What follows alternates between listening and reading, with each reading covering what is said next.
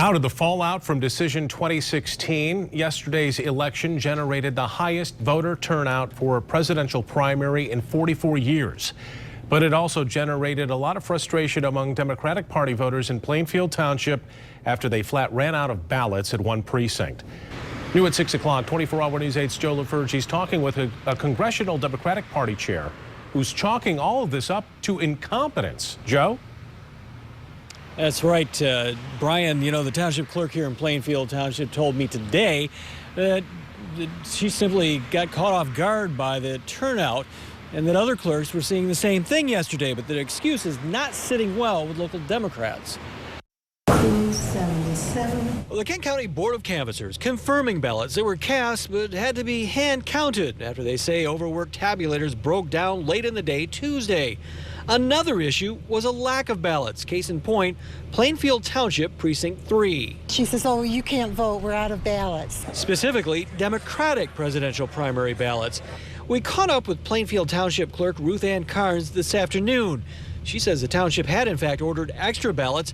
There just wasn't enough. The precinct turnout was just way more than what we could have anticipated. Tuesday's Michigan presidential primary set a record. 2.5 million voters turned out, beating the old record of 1.9 million set way back in 1972. Turnout in Kent County alone was over 39%. And while the polls suggested a high turnout, Kent County election supervisor Susan DeSteiger says the numbers caught everybody by surprise.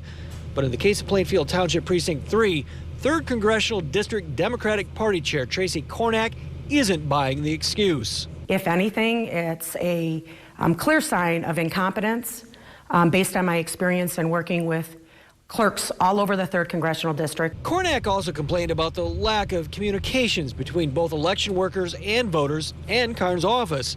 Carnes says she'll review what worked and what didn't on Tuesday and make any necessary changes before the November election. Local Democrats, as well as both the Clinton and Sanders campaign, have launched their own investigation, according to Cornack.